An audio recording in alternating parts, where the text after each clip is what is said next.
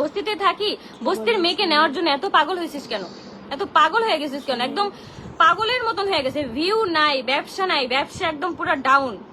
এই জন্য মনে করো আমাকে নেওয়ার জন্য পাগল হয়ে গেছে। আমি এ পর্যন্ত ডিভোর্স পেপার আমার কাছে পাঠানোর পরে, আমার কাছে তো আসে নাই কারণ এটা যেহেতু আমাদের ওই অ্যাড্রেসে গেছে, ডিভোর্স পেপারটা আসার পরে আমাকে আর না হইলো 2 থেকে 3 বার আমাকে নেওয়ার জন্য তিশা রাহাত যেই পরিমাণ ফোর্স আমাকে করছে, যেই পরিমাণ ব্ল্যাকমেল আমাকে করছে, তোমাদের আমি কোনো কিছুই বলি না, আমি অনলাইনে এসে কিচ্ছুই বলি না। সেটা শয়তান হয়ে গিয়েছে, মানে বাচ্চার দায় দেয়। বাচ্চাকে ওই বাসা থাকতে কেউ দেখতো না, আহাত একবেলা কোলেও নিত না বাচ্চাকে।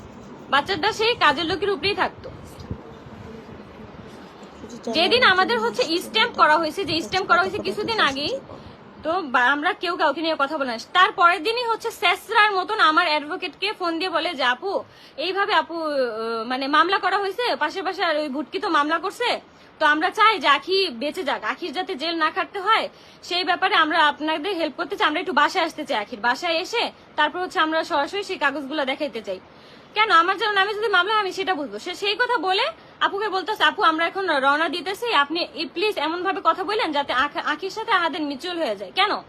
আমি তো তোদের সাথে যাইতে চাই না, তোর সংসারেও আমি থাকতে চাই না, তোদের মাঝখানেও আমি যাইতে চাই না। আমাকে নিয়ে কেন এখনো পর্যন্ত টানাটানি করা হইতেছে? আমি তো তোদের কারো কাছেই যাইতে চাই না, আমি আহাদের সংসার করতে চাই না। ওর মতন জানোয়ারের সাথে সংসার করার থেকে একা থাকা, সারা জীবন একা কাটায় দেওয়া অনেক ভালো।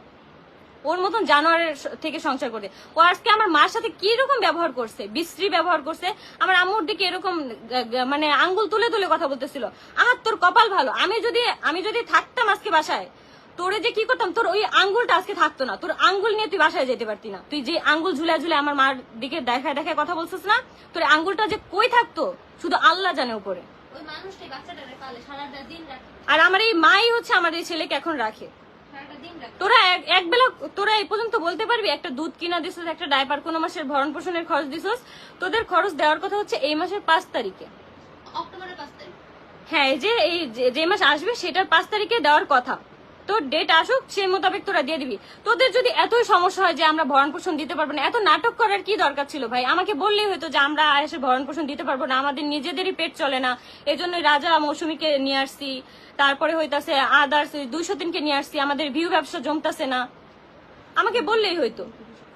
হ্যাঁ, আর এই 203-এর নামে হচ্ছে আমি একটা জিডি করছি, সেই জিডির কারণে ওদের কিন্তু এই শাহালি থানায় ডাকানো হয়েছে। আমি কিন্তু কোনো কিছু অনলাইনে বলি না, পার্সোনাল টপিকে ডাকানো হয়েছে, সেখানে ওদেরকে সতর্ক করে দেওয়া হয়েছে। তো সেই 203 কিভাবে ড্যাং ড্যাং করে নাচতে নাচতে আমাদের বাসার এখানে আসছে।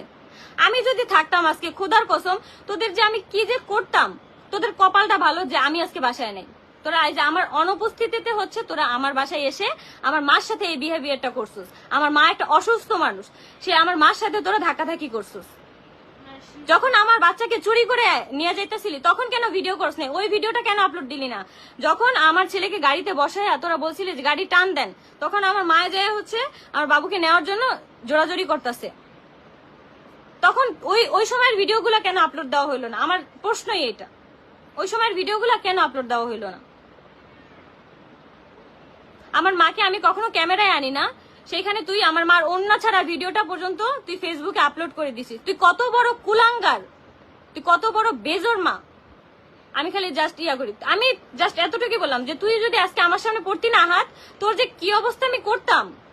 তোর ওই আঙ্গুল, তোর খোদার কসম যদি তোরে আমি কোনোদিন সামনে পাই, তোর এই আঙ্গুল যে আমি কি করব সেদিন দেখিস তুই।